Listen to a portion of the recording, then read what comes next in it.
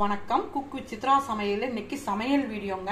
நான் வீட்டில் இருக்கிற ஒரு 3 பொருளை வச்சுங்க ஒரு டேஸ்டியான ஒரு பர்பி செஞ்சுருக்கிறேங்க. ஒரு ஹெல்த்தியானது கூட சொல்லலாங்க. நல்லா சாஃப்டாக இருக்குதுங்க இந்த பர்பிங்க.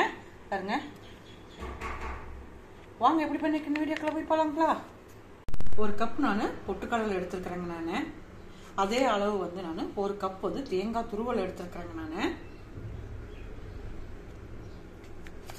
இப்போ இந்த ஒரு கப் பொட்டுக்கடலை நாம் வந்துங்க பவுடர் பண்ணிக்கிட்டு வந்துடலாங்க.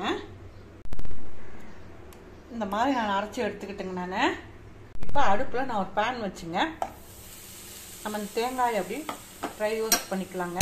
இன்னைக்கு நான் தேங்காய் துருவித்தாங்க நான் வச்சுருக்கேன். நல்லா அடுப்பு கம்மியாக வச்சுங்க ஒரு 2-3 நிமிஷம் அப்படியே வதக்கிக்கலாங்க. இப்போ நல்லா பாருங்க, நல்லா வறுத்துக்கிட்டேங்க நான் தேங்காயை.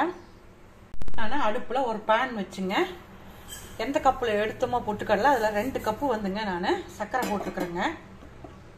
அதுலேயே நான் வந்து 1 கப்பு வந்து தண்ணி ஊற்றிக்கிறேங்க. நான் ஊற்றிட்டுங்க நம்ம ஒரு கம்பிப்பாத அளவுக்கு நம்ம பாவு காய்ச்சிக்கலாங்க.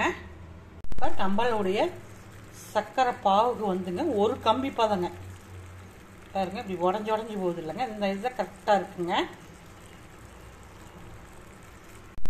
இப்போ ஒரு கம்பி பதம் வந்துருச்சு இல்லைங்க. இப்போ இந்த தேங்காயை போட்டு நம்ம கலந்துக்கலாங்க.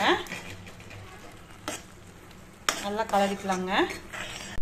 இப்போ இந்த பொட்டுக்கடலை மாவும் நம்ம கொஞ்சம் கொஞ்சமாக போட்டு கலரிக்கலாங்க, இல்லை கட்டி விழுந்துருங்க.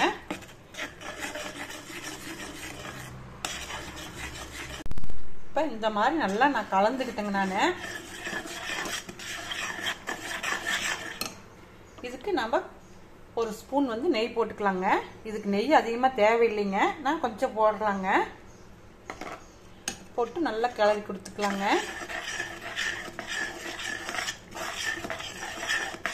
பாருங்க நல்லா சுருண்டு வருதுங்க, நல்லா ஓரளவு கெட்டி ஆயிடுச்சுங்க. இப்போ நம்ம பிளேட்டுக்கு டிரான்ஸ்ஃபர் பண்ணிக்கலாங்க. நான் டிரான்ஸ்ஃபர் பண்ணிக்கிட்டு காமிக்கிறேங்க.